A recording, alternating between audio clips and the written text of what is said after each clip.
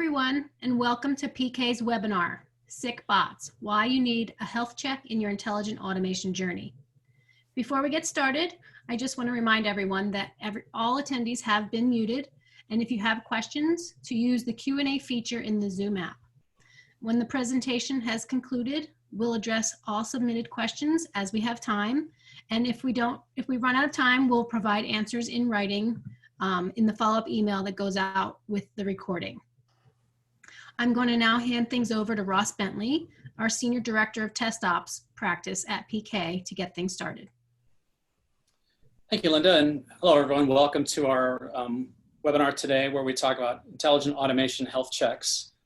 Really appreciate you joining us today. Our presenters include Rajesh Patil, who's the Director of PK's RPA Practice, Raja Roy and Tipton Liu, who head up as VPs our service lines related to digital technology and digital edge technologies, respectively. And my name is Ross Bentley. Thank you again for joining us. Let's take a look at what we're going to talk about today. Briefly about who we are as PK, some of the intelligent automation challenges that you might face, the importance of an RPA intelligent automation health check, and then the meat of the presentation, which is about the evaluation criteria for a health check. We'll get into the details about that. Some time at the end talking about where the future is going to take us in terms of intelligent automation trends. And finally, just like Linda said, we'll have a Q&A session at the very end. Please feel free to submit your questions throughout the session using the function within the tool. A little bit about who we are as PK. We've been around since 2004. We're an experienced engineering firm headquartered in Beaverton, Oregon. We have over 3,500 employees located in global delivery centers all around the world, including India, Argentina, Mexico, and across the US. We've been in business partnering with industry leaders in telecom, finance, healthcare, transportation, tech, and retail to deliver solutions around strategy, design, loyalty, development, operations, analytics and big data, edge technology, and automation.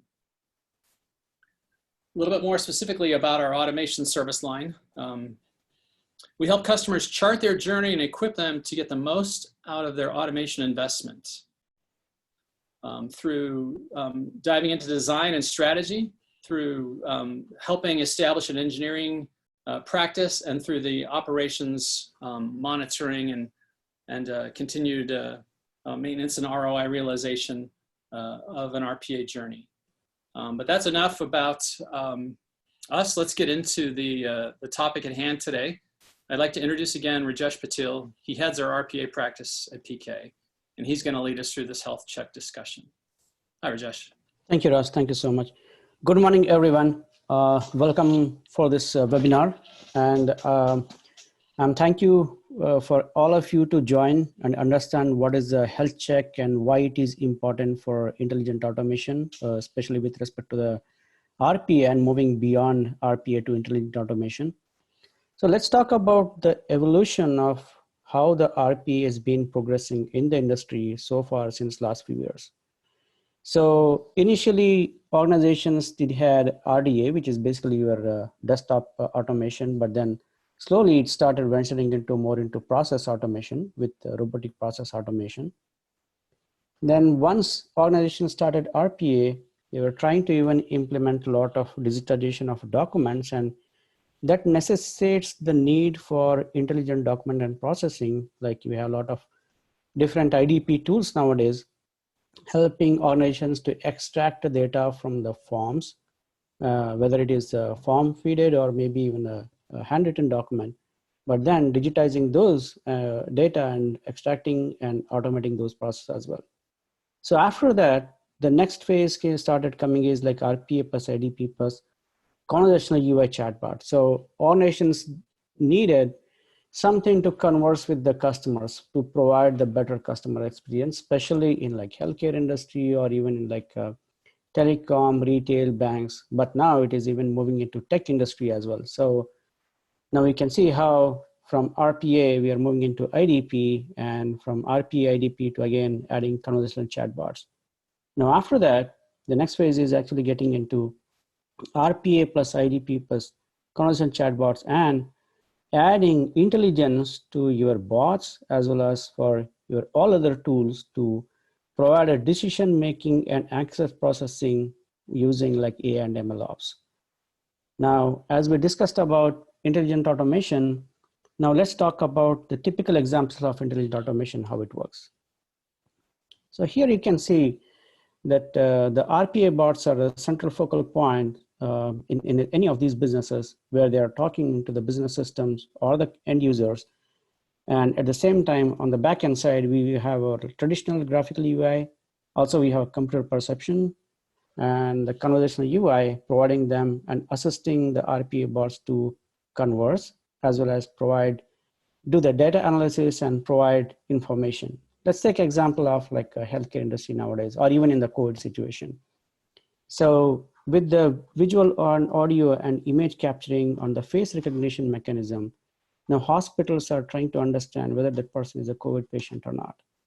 And also like at the same time, the conversational chatbots have been working in various industries, especially in like banking and airline industries, to help do the previous data analysis and provide the required information to the customer rep and running those assisted bots to provide the right information to the customer. So the AI components pretty much use a NLP here. They understand the natural language and also like using machine learning to provide the assisted decision making and AI with especially like CNN, RNN, any of those technologies.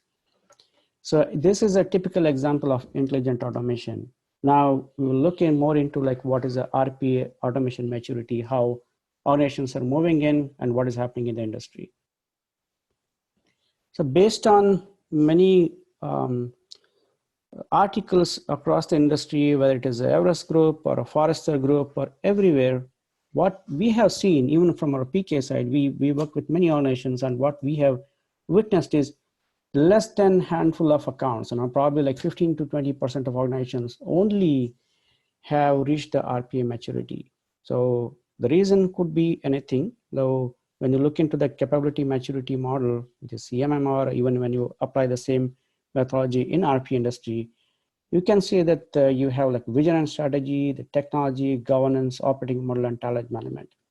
So any lack in any of these 5 pillars of the CoE, or maybe imperfections, which will impact the business and the operational expenses, the operation, and as well the cost. So now, as we have talked about like how all these capability maturity model pillars are impacting the RPA maturity, now let's talk about like what is the challenges in unlocking intelligent automation benefits. So this is a one level deeper than what we discussed in our previous slide. So here we are talking more deeper about what exactly the challenges in the intelligent automation, why organizations are struggling to reach the benefits and achieve higher ROI. So one is immature or non-existent RPA CoE. So when we even like, when we did a lot of like health checks for many organizations, what we have seen is either they have, they define a CoE which is still not a good operating model, or they have a lot of gaps, even if they defined it, but there are a lot of gaps compared to the industry best standards. And another one, what we have seen is the improper setup of platform or infrastructure architecture. And the another one is having this not following the best practices for development and designing of these bots with respect to even like RPA bots or even chat bots or any of your machine learning models. And this is all these 3 points are pretty much on the RPA side, but the next, as we are moving towards even intelligent automation, so organizations haven't even thought about having what is a conversational UI, or maybe they are using only minimal conversation UI. And of course, and minimal experience with ML and AI, because they are more dwelled only into RPA side, but not thinking beyond that, how they can improvise the RPA with using ML and AI. And as we talked about, what are the challenges in intelligent automation? Now, this is actually stopping the organization to move ahead and scale And now we're going to talk about like what is the silver bullet or probably the best mechanism so that organizations can reach the higher benefits when they try to do it. So that is actually what is called as a health check. So let's talk about like what is a health check now. So health check is, as we all know, we even have regular health checks pretty much every year, and we understand, okay, this is basically like a future proofing, right? So making sure that everything is working normal, and if not, then you take a corrective measure. So the same way, the same methodology can be applied in health check for intelligent automation. So this is an evaluation of your current intelligent automation practice and also identify the gaps with respect to the industry best practices and provide recommendations to close those gaps identified. So the benefits are multifold. You can scale the digital workforce. You have a greater agility, reduced risk, and obviously like achieving higher ROI. And also making sure that you are moving with the industry standards in your RPA and intelligent automation. That helps your organizations to compete in this very competitive market and be ahead in the game with your competitors. So as we discussed about what is health check, now let us talk about where the health check becomes very critical. When we discuss about RPA or any automation, we do normally, these are the like, 5 phases. One is initiate, opportunistic, accelerate, automation at scale, and institutionalize. So initiate, it is pretty much like a process discovery, right? You understand, you try to identify the right business use case or a process for automation. In opportunistic, you have a pipeline, you have a demand created, and then you have a pipeline and you select the best use case for automation based on certain criteria. And also you try to identify the right tools for automating that process. Now in accelerate, you are trying to set up your central CoE or governance model. You define your KPIs, business values, measurements, and also create a proper project plan or a roadmap to automate those processes. Now, the very critical, when you try to enterprise adoption across the RPA, so here you can see that you move from the centralized model to a federated model, where one department starts with your RPA, then slowly it branches out and all other departments are starting adapting the RPA. That's where you see that your health check becomes very critical, because if your base RPA framework is not set up to scale properly, the bots are going to fail and you might not be able to achieve the right ROI, what you envisaged before when you started your RPA practice. That's what we have seen in the industry as well. So, but once you start accelerating into different departments, once you accelerate and you have multiple departments in RPA, now you should be thinking of moving not only from RPA, but getting into more into ML and AI, so that you can enable the decision-making and self-healing action processing based on your ML and AI. So that basically provides a great customer experience, increase your business, and at the same time, moving your all processes into one single digital platform that enables all business owners to get the data and process automation and increase higher efficiency and at the ROI. So hope we discussed, about like what intelligent platform is, why health check is important, and when it becomes critical. Now we are going to talk about some of the evaluation criteria for a CoE, which is one of the core pillars of your RPA practice. So I'm going to talk about a few points here, which normally like we evaluate. So one is your organizational vision. The second one is your robotic development life cycle. Then you have demand management, talent, governance, and ROI.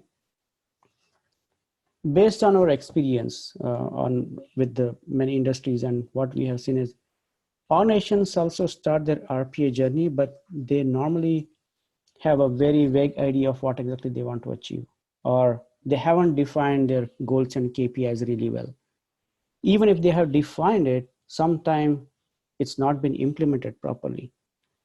So the organization need to make sure that they do define their RPA goals and KPIs, they define it properly, implement it, and make sure that you even have a measure to process the process measure to make sure that you are measuring them as and when required. That is how you can understand that you can take the corrective actions based on what the roadmap you lined up. Now I'm going to talk about a few things very important. One is what is called as the 5 W's. So it is basically why are we doing, where are we doing, what are we doing, when are we automating, and who are all the players. So the basic 5 W's are very important when you try to define your organization vision for the RPA. So now let's talk more about the robotic development lifecycle. So robotic development lifecycle, or SDLC, in our standard software development lifecycle is pretty much the same, but we can see there is a little difference here. Every organization has its own way of creating an operating model. That's what we call as a RDLC here. So maybe you have only like one team, which is basically trying to identify the right processes, one team only for development, the other team for working with the different teams to get the right processes. And in different organizations, we have seen there's only one team doing all the 3 or 4 different functions. So how you define your robotic development life cycle is very important here. So have you defined it? You need to make sure that have you defined it? Is it really working well? Is it involving the right stakeholders in this robotic development life cycle? Like, for example, you need to make sure that you have your compliance or security team involved from the beginning to make sure that you are following all the best standards. You cannot create your bots, deploy them before without involving your compliance and security team, because bots could fail and that could create a very huge non-compliance for the organization, which could be a disaster for you. So make sure you involve the right stakeholders, you create a right RACI model, and then you move from there. And once we create an operating model, which is your development life cycle, the next step is to identify the demand management. So in demand management, how do you identify the processes? Do we have processes identifying based on the priorities? Do you have a process priorities defined, but also you have a process selection framework where you can identify the processes based on complexity and feasibility assessment? But once you even create this, the very important aspect is to make sure that you identify the complexity, feasibility analysis, but what about ROI? So you need to even do a ROI assessment as well. So make sure that you are following the right best practice for demand management, having all those 3 criteria defined and identifying the right processes. Now let's talk about talent.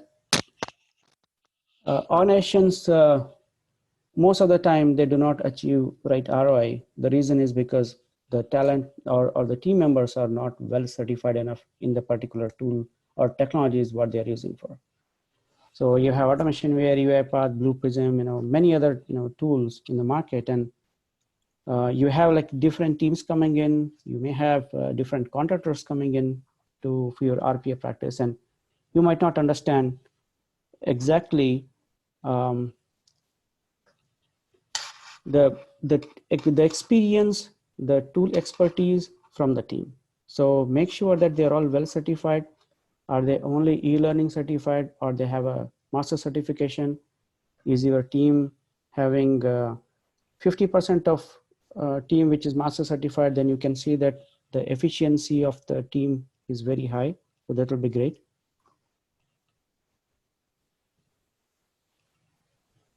Now let's talk about the governance.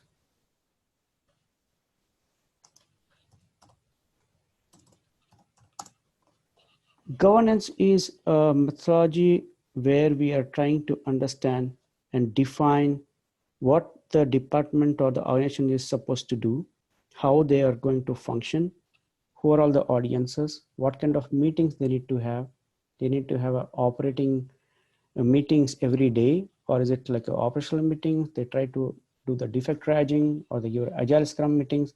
So all these things have to be done very well and defining the governance. And also the best practices for people, process, tools, and technologies.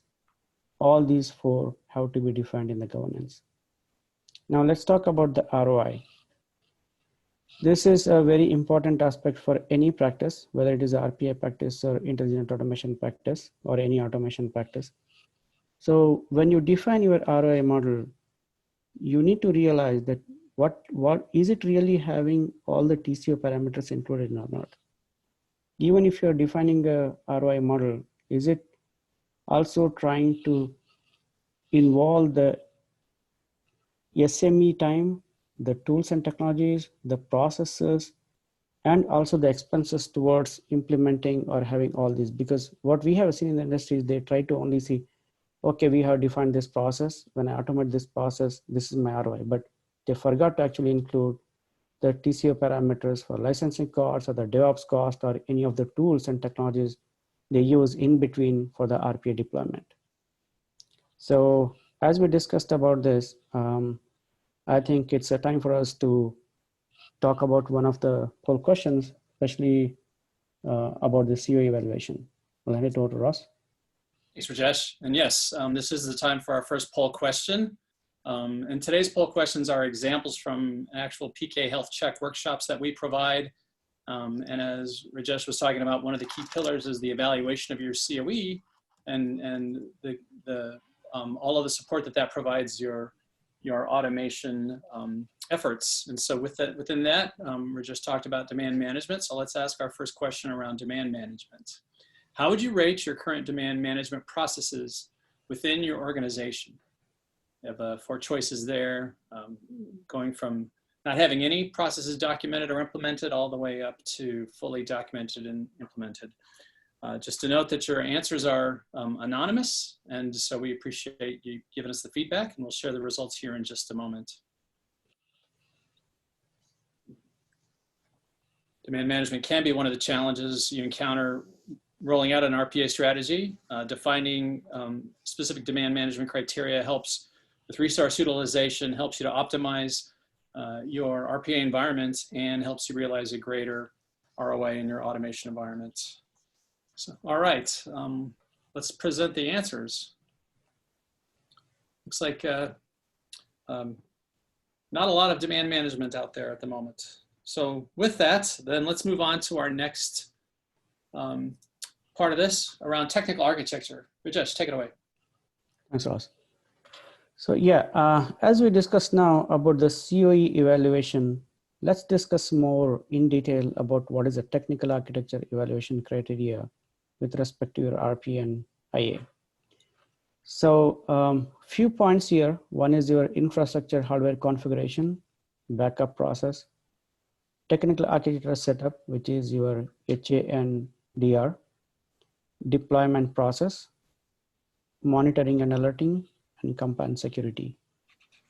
So when we are talking about infrastructure hardware configuration, we have seen few organizations, they even have only like one control room, which is pretty much only like 2 environments, which has like a dev and UAT in one environment, and then having a production environment.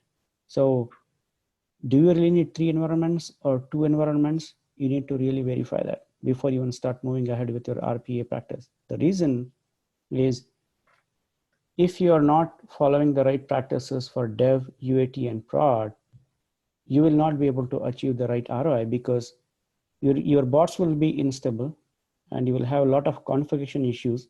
You don't know how exactly your bots are working in dev, UAT, and then suddenly moving into prod, because the best standard is always to make sure that your UAT and prod mimic each other.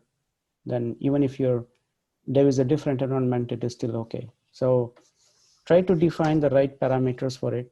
At the same time, understand what is the right hardware configuration from the RPA tool vendor. We have seen in many cases where the organization has their own way of putting their hardware structure, but which is not the prescribed or advised hardware structure from the RPA tool vendor, which will create many issues, especially like the configuration issues, the setting issues, the failure of bot, and control room failure as well to some extent. So you need to define 3 environments, how you want to define it, and what are the components are required. Make sure that you're consulting with your RPA tool vendor to set your hardware configuration.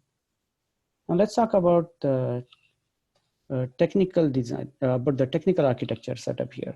So when we are talking about HA and ER, we have seen a few organizations where the bots are running, especially, you schedule in the nighttime and you see in the morning when you come, the control room is down and it has created a huge business impact.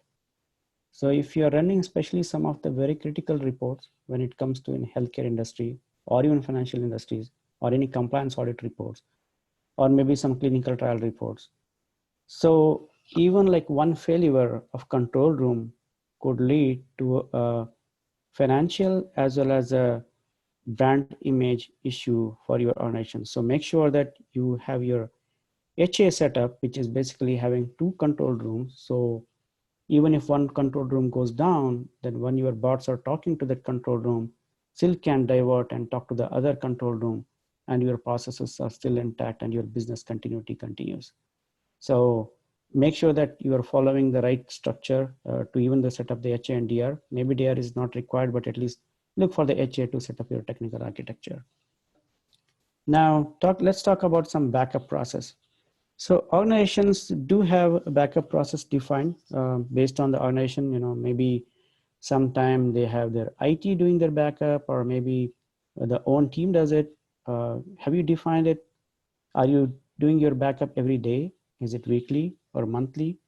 Or even if you're doing it, then who is responsible for it? So make sure that someone is responsible to do the backup, because if you lose the data for any of the bots running, and especially for the reports or any confidential information, then it is going to be a not so great experience for the organization. So, and when you are trying to also like have a backup process, keep backup process of not only the files, but also the log files and everything, because not just the bot files I'm talking about, but even the log files as well. So it's a good practice to have backup processes of your ATMX files, the log files, and the configuration files, or any of your VB scripts or any of the scripts also you write it in the bots that can be backed as well. Now let's talk more about the deployment process. So again, here organizations do have sometimes their DevOps tools to do the deployment, which is automatic deployment into production. But when it comes to RPA, the way it works is mostly from like dev to UAT to prod, the deployment happens. And initially the tools were doing manual deployment from one environment to other environment, but now it's automatic deployment happens from one environment to another environment. So it's a great thing. So make sure that you are following it properly. Now, let's talk about some of the compliance and security. We also discussed about like in our CoE model. So make sure that your team follows the compliance and security models. Now, let me get more deep into it. Let's take when you're creating a design for your intelligent automation, whether it is a RPA or UX or even for your AI, any of these models. But during the design time, you need to make sure that you have your compliance and security to validate the design and approve it. Then that is one part. And the second part is either like basically before production, either after UAT or before UAT, you could have another set of review from the compliance and security team or the validation checkpoint defined and approved before your bots go into production. Because in few cases, what we have seen is the design was perfect, but due to the inexperience of the developers, they coded in a different way. And this basically created a huge issue for organization. So make sure that you have two validation checkpoints, one during the design, especially from compliance security team, and one before the production. So make sure you need to evaluate your organization whether you are following this or not. So last but not the least, in technical architecture evaluation, a very, very important topic here is monitoring and alerting. So in monitoring alerting, the RPA tools do have some basic alerting mechanism, but not to a great extent. So a few organizations have created a great monitoring tool, an alerting tool, which basically identifies how the bot is running, where it is running, where it is failed.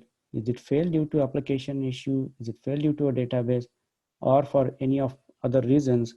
Is it because of your technical or hardware issue? It has reached any threshold?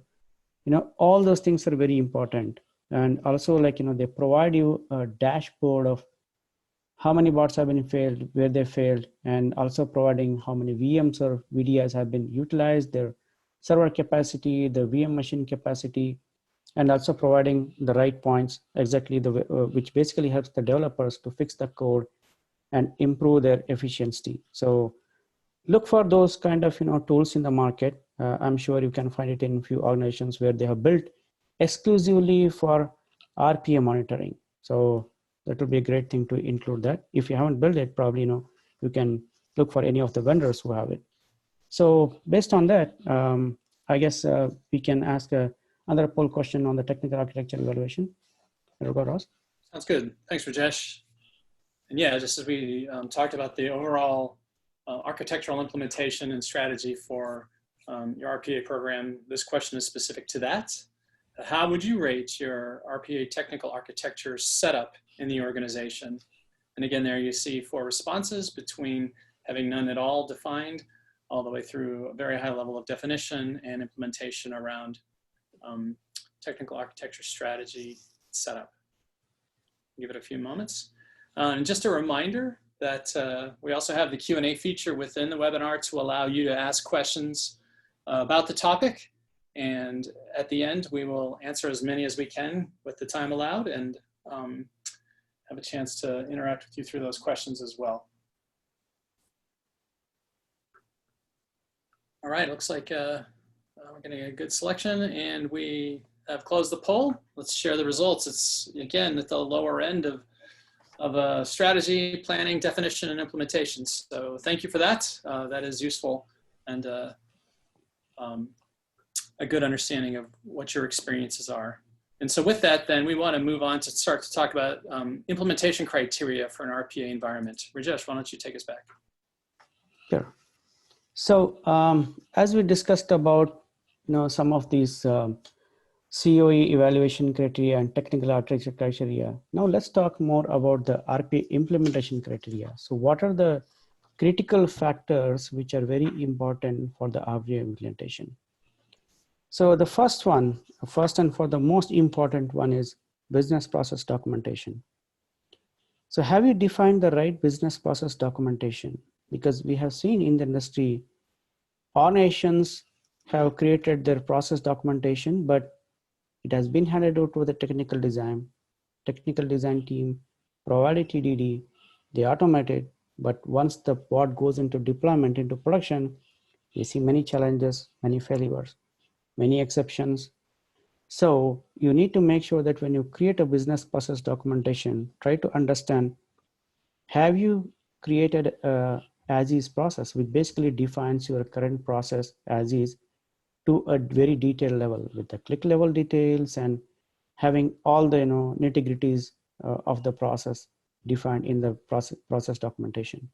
Now, once you define that, if you are trying to improvise, many organizations even try to improvise the process using any BPR or BPM methodology, then have you defined a to-be process. Maybe you have like 10 calculations done, which could be combined into one step. So you can reduce few steps in your current process to make it more faster. So look for those opportunities for improvement with the BPR, and then try to create a to-be process. Or maybe it could change because of the new rules or regulations. Like, with the COVID, all these health insurance organizations have to change their business processes for including the COVID testing, right? So whether it is the insurance policies or anything, the whole insurance has to rewrite some of the business process rules. So this is a way where you can think and improvise. Now, once you create your as-is and to-be process, try to identify the exceptions with respect to the applications or with respect to the process as well, because there could be many exceptions which can come and we could make sure that the process fails. So identify all those processes and the exceptions, write down very well, and also try to understand what could be the remediation process for those exceptions. So once you have these, then you can hand it over to TDD. So I kindly request all of you to look into this is a very important topic, because This is your starting point for identifying the right process and for automation. So business process documentation in RP industry, we call it the PDD, which is a very critical aspect here. So make sure you're following the right practice. So now let's talk about TD a little bit, which is your technical design document, or organization do call it as a solution design document. So make sure that you have followed the right best practices for your TDD. Sometimes organizations have their own best practices.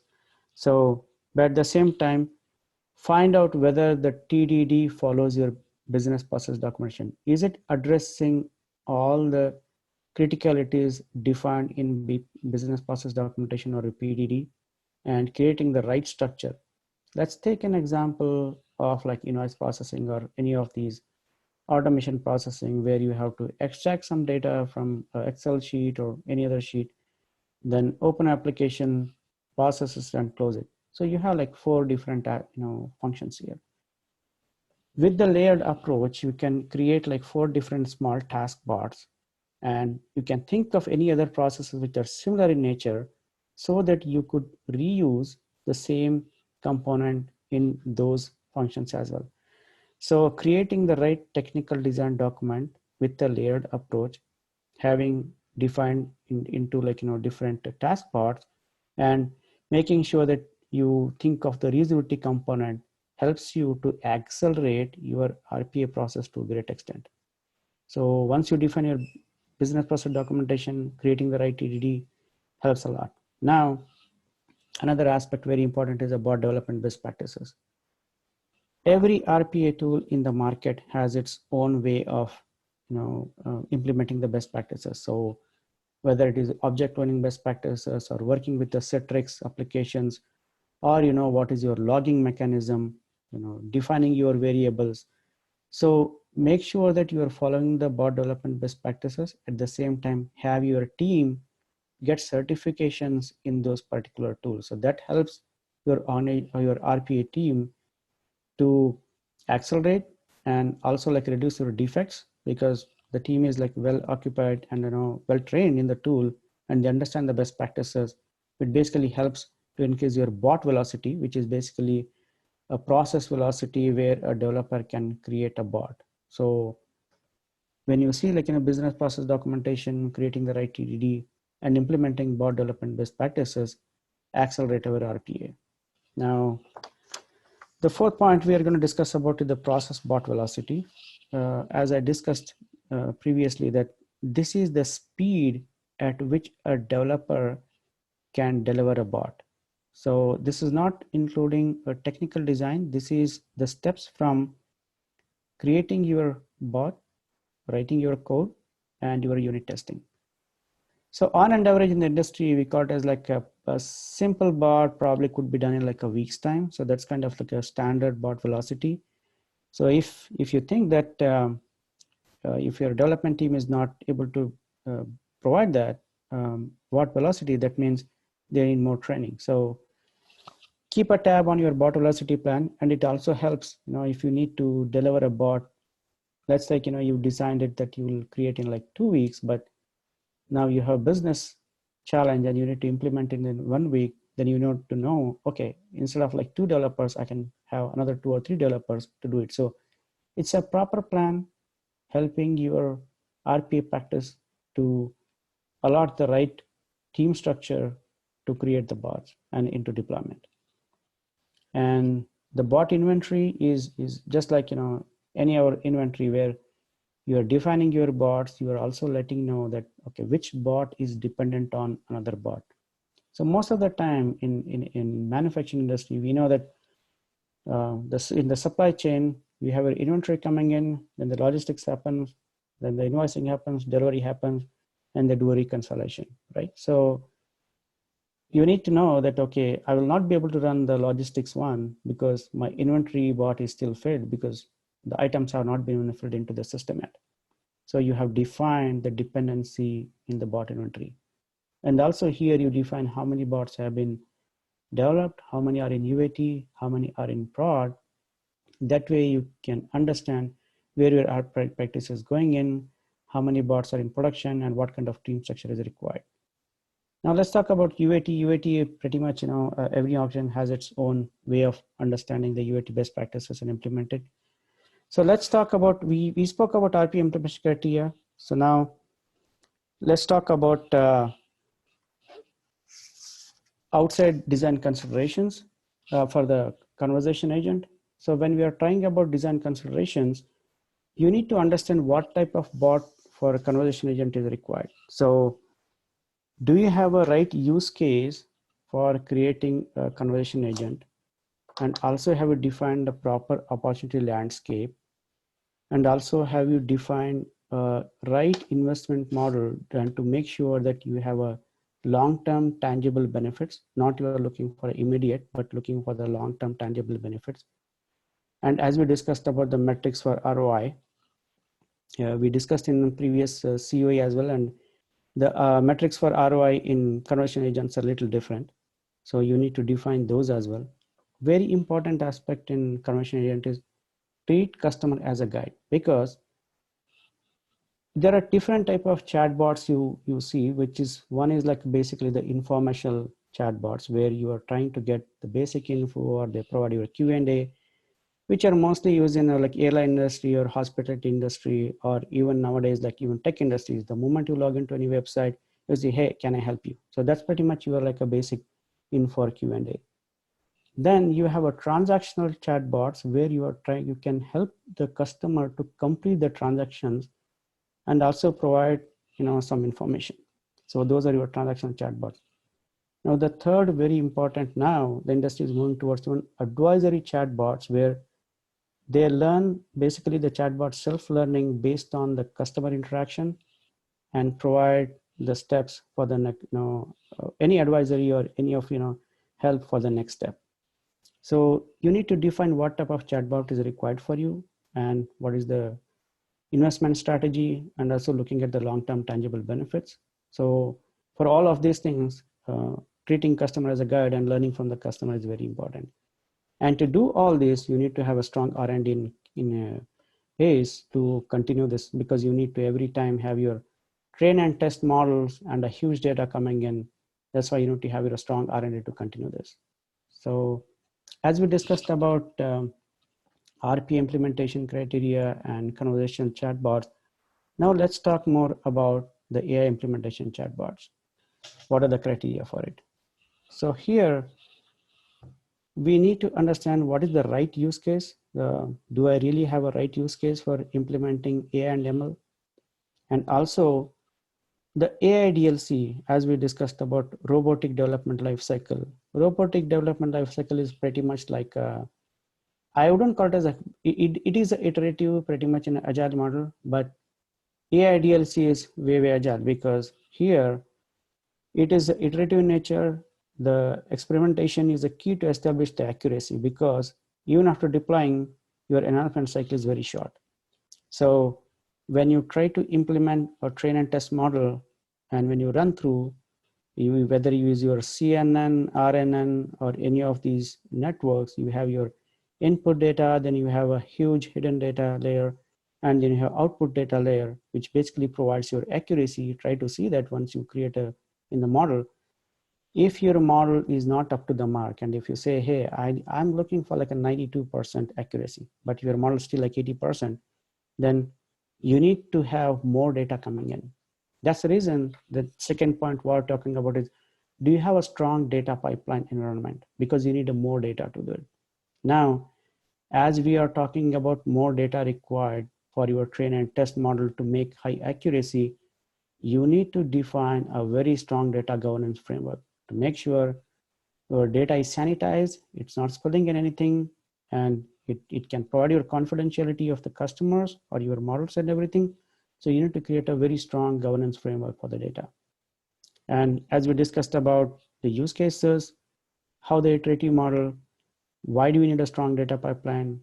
And then you also need to define your operational metrics and audit, which is basically your continuous improvement for accuracy, because in AI model, pretty much you keep on increasing the accuracy again and again until you reach the threshold or what exactly the answers you're looking for. So as we discussed about here, now let's move to the next step. Yeah, thanks, Rajesh. And with that, this will be our final poll question related to RPA development best practices. And as we have talked about, this is just a sampling of a very thorough, comprehensive approach to a health check that we provide. And so with that, a question from there: how would you rate your RPA implementation best practices? And again, just as the previous questions had, from little to no documented and defined implemented practices all the way through to fully documented. Please take a moment and share with us what your organization's best practices would be.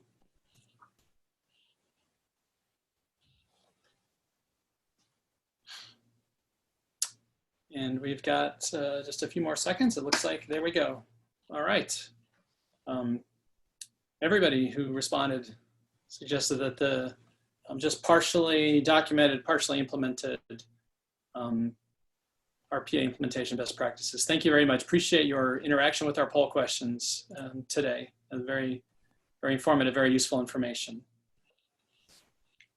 So now let's talk about the journey and what's ahead. Rajesh, why don't you tell us what the future looks like for intelligent automation? So as we discussed about RPA, the CoE models, technical architecture evaluation, and AI ML implementation. So industry is moving towards a lot of intelligent automation using like machine learning, natural language processing, computer perception, or data mining, automation, everything. So let's see, there is a new trend, what is called as a hyperautomation is coming in the industry. So let's talk about it a little bit and see how it can help, especially in the RPA industry, to move ahead from regular RPA, RDA to RPA, then CRPA, cognitive RPA, then intelligent RPA.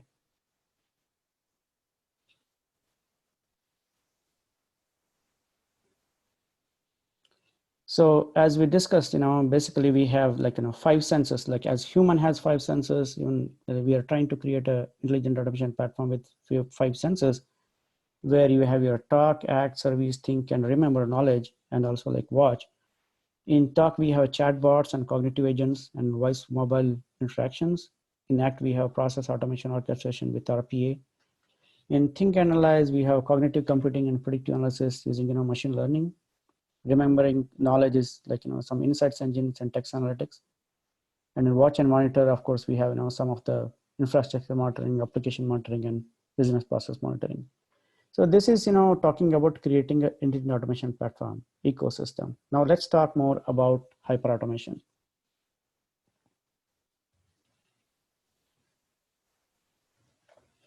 So based on the Gartner and industry standards, we can see that by 2022, 80% of RPA-centric automation will implement through complementary technologies. And again, 65% organizations that deployed RPA will introduce AI, ML, and NLP. By 2023, 50% of new RPA scripts will be dynamically generated. That means if you do any change in the process, the script will be automatically generated by them. So you are going to have a couple of tools which will be doing that. Then by 2023, you can see there will be a 30% increase in the use of RPA for front office functions, especially in the sales and customer experience. 2024, you can see that organizations will probably lower their operational cost by 30%, combining all these hyperautomation technologies redesigned. So let's get more detail into what hyperautomation is. So this is the industry standards, and we see that the market estimations for hyperautomation. You can see that BPMS, intelligent BPMS is 2.54 million, IPOS is 1.69, RP is 846 million. Insight engines and process mining. So these are some of the complementary tools working with RPA to provide a complete automation. So it's a very ambitious roadmap as of now with the RPA in the industry standards, but we are sure that it's going to gain more popularity as many organizations will start implementing it. So I'm just giving you some highlights of what it is coming in. So process discovery, we have tools like Celonis, process code and other things to help process organizations to identify the right process for automation. They help quickly to identify the candidates for automation. Then you have IBPMS suites, like you have KISSFlow, Appian, and Pega systems, where they try to provide, once the process discovery is done, They try to help implement the decision making for the process orchestration and implementation of the processes in automation. Insight engines pretty much, provide, using their AI and machine learning and NLP, try to provide the right data and providing in a very secured way. And iPaaS is basically trying to connect all these environments on a cloud, just like, you have Dell Boomi and Zapper and TIBCO are the leaders in this. Then, of course, you have AI and ML, you have a Python, Keras, TensorFlow, IBM Watson or Data Robot. These are some of the major players in the industry trying to help it. And another point, very, very important, is providing the low code and no code automation. So it basically helps the citizen developers to drag and drop application components and automate. You don't have to be a great programmer to do that. You can see again, APN and Medisix these are some of the organizations, they are later in it. So now I think, we pretty much summarized very well what RPA is, how it is moving from intelligent automation, why health check is important, what are the critical aspects are very important for a health check, and how we can do it, and what is the industry standards moving from like regular RPA to intelligent automation RPA. So with this, I will let Ross take over the next steps. Thanks, Ross. And thank you, audience. Appreciate that. And yes, just as Rajesh talked about, we can help you take maybe your initial RPA implementation strategy toward a greater hyperautomation and intelligent automation strategy. And then now we'd like to take some time to answer some of the questions that have come in. And so the first question, Rajesh, it says, how frequently should our organization perform a health check? So normally, like I would say organizations, when they reach more than like 50 bots, 40 or 50 bots, I'm talking about bots, not the process, because it's a very confusing terminology. Sometimes organizations do get confused. So processes can have multiple bots within it, and bot is a single bot. So once you automate at least like 20 plus processes, and you see some challenges in deployment and bot inconsistencies, and also like you feel that your RPA ROI model is not done, that's where you need to. But the best way is always, maybe, the audiences can ask us and we can send out a self-assessment questionnaire, which basically helps them to understand whether they really require health check or not. So it doesn't really depend on like, how we are, but any organizations which is way beyond 6 months in RPA should do a health check. Great, thank you. And then with that, I wanted to reintroduce a couple of folks who are going to participate in the Q&A. Raja Roy, who's VP of our digital technology service line, and Tipton Liu, who's VP of our digital edge service line. Raja, this next question is for you. What challenges do enterprises typically face in applying AI for bots? Sure. There are quite a few challenges that we actually see, but one of the two top one that if I have to kind of shortlist is, number one would be the lack of good unbiased data set. I mean, today in the enterprise, we see that they have volume of data, but it's the quality and the meaningful insight which kind of lacks. And that becomes a problem for AI adoption. We also need data that reflects both the happy and not happy path for bots to be effective. So that's like, one of the important, I would say, the big challenge that many of the enterprises are facing.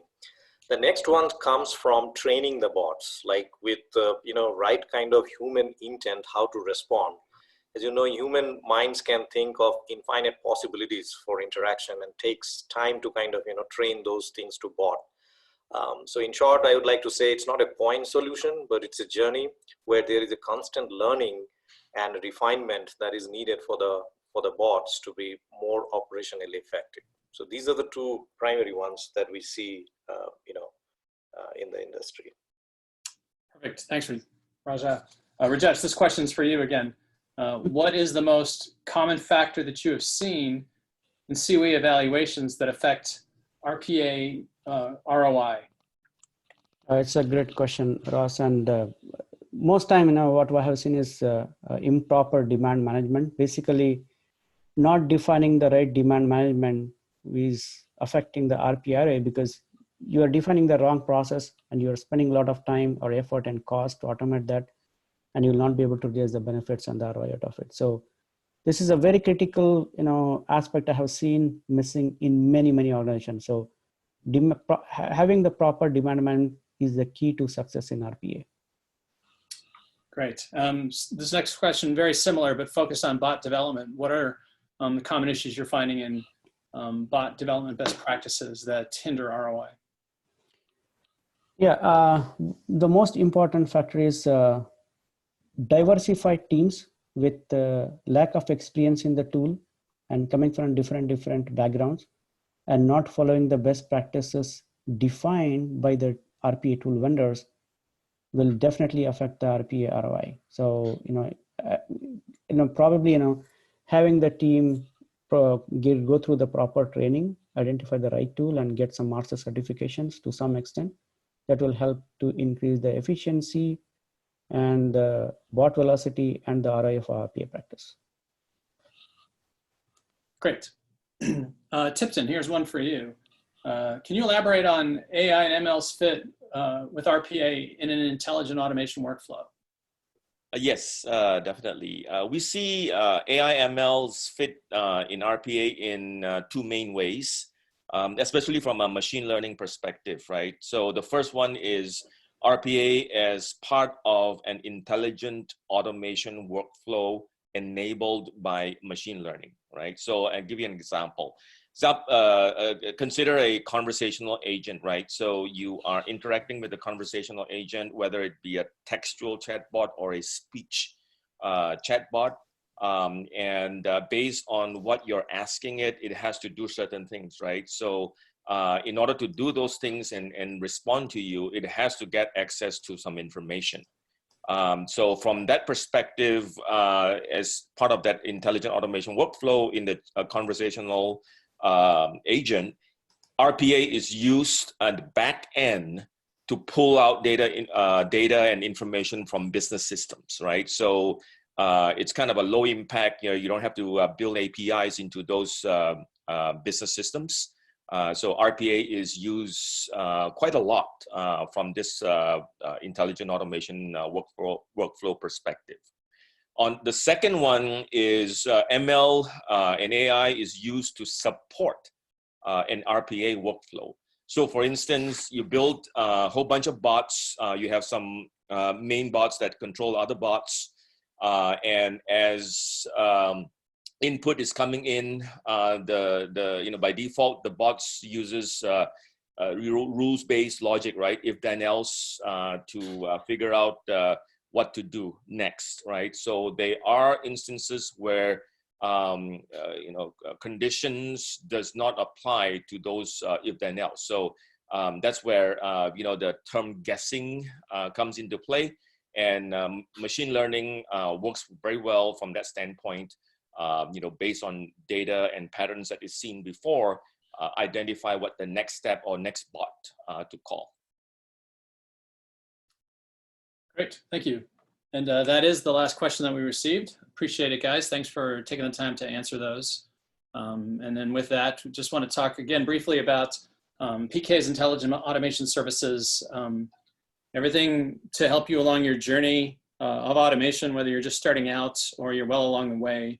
Our team can help you put together an RPA strategy that realizes the best possible ROI.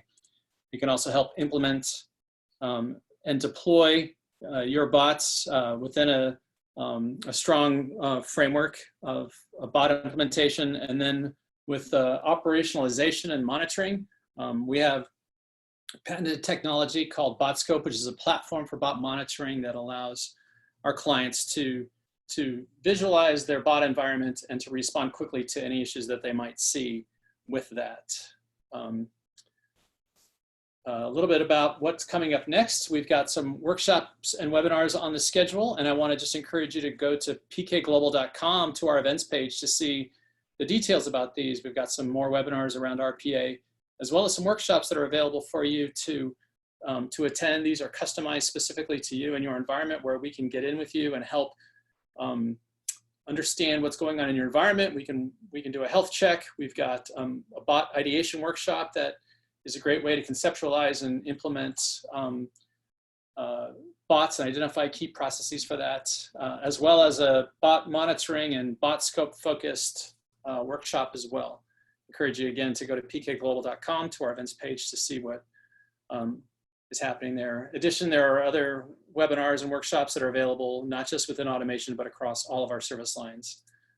And so I'd like to say thank you for taking the time with us today. And if you want to learn more about how we can accelerate your automation journey, take a snap of that QR code. It'll lead you to a form on our webpage that you can fill out, and it will go to our marketing team to get you more in touch with the right folks and the answers to your questions. Thank you so much for joining us today. Please stay safe and healthy, and may your automation efforts be fruitful.